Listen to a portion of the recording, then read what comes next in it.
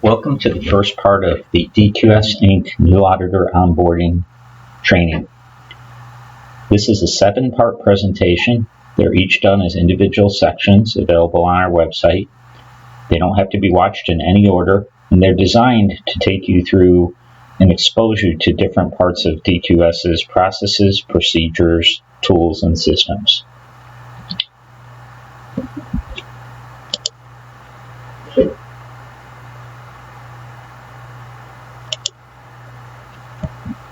We will be going through the following. These are the 7 parts. An introduction to DQS, which is the part you're watching right now. A short section on information technology. We'll walk through travel and expense statement policies. Talk about the candidate auditor path. Go through our procedures and quality manual. Then talk about some things that are closer to auditing, like mandate calculations for audits, and then some tips on how DQS does audits. So without further ado, let's get into part 1, which is the introduction to DQS. Like any good company, we have a quality policy. And our quality policy has 3 main points that you should remember. We want to be the preferred partner in certification, auditing, and assessments. We want to conduct process-oriented audits that add value, and we want to be recognized for our competence and excellence.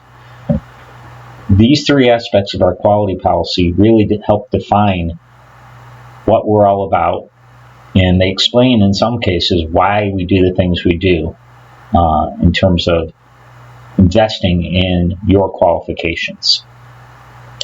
A little history. DQS used to be a separate registrar with headquarters in Germany. UL used to be a certification body here in the United States. And about 10-ish years ago, the 2 companies combined, and the Global Alliance was formed, which moved the combined certification body, DQS-UL, into a top 5 global position. The headquarters is still in Frankfurt, Germany, and our U.S. corporate office is here in Buffalo Grove, Illinois. We have 82 global offices. The next chart I'm going to show you a map of those. We have 2,300 plus auditors worldwide, and we have 15,000 different customers. This is what we look like in terms of offices around the world.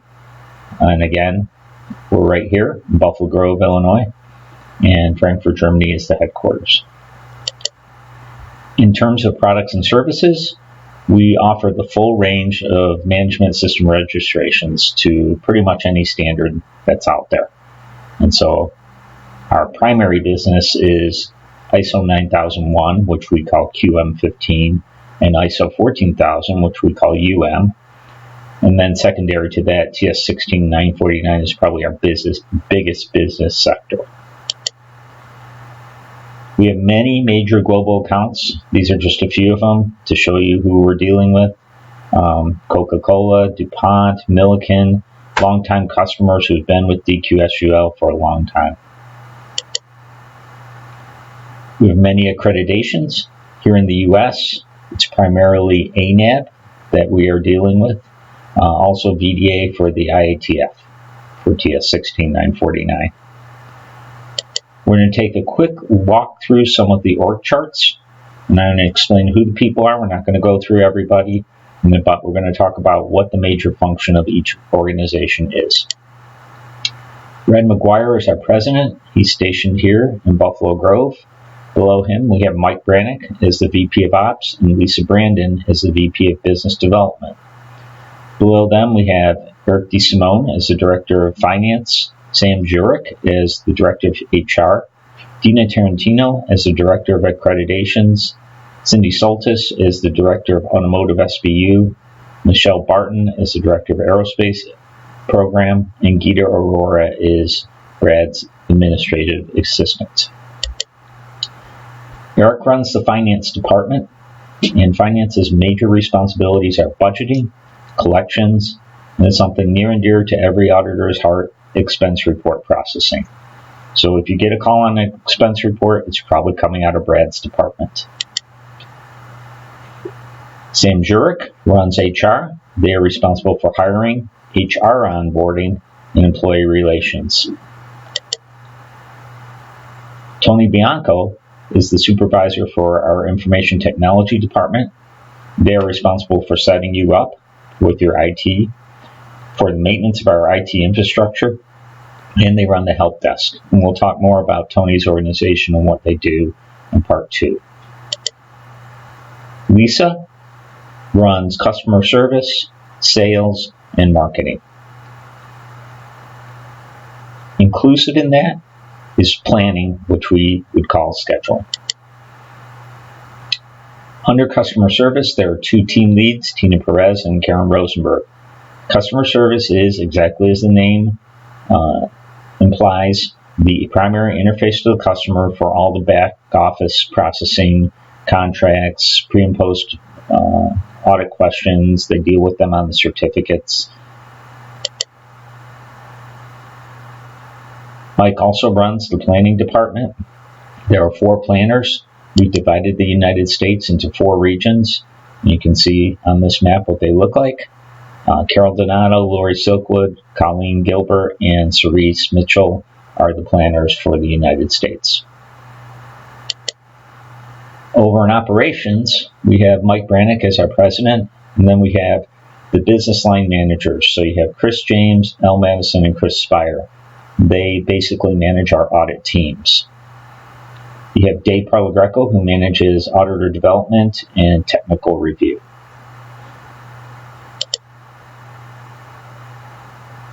We have 2 SBUs. They're run sort of like independent organizations in that they're responsible for their own scheduling, their own customer service outside of the organizations I just showed you.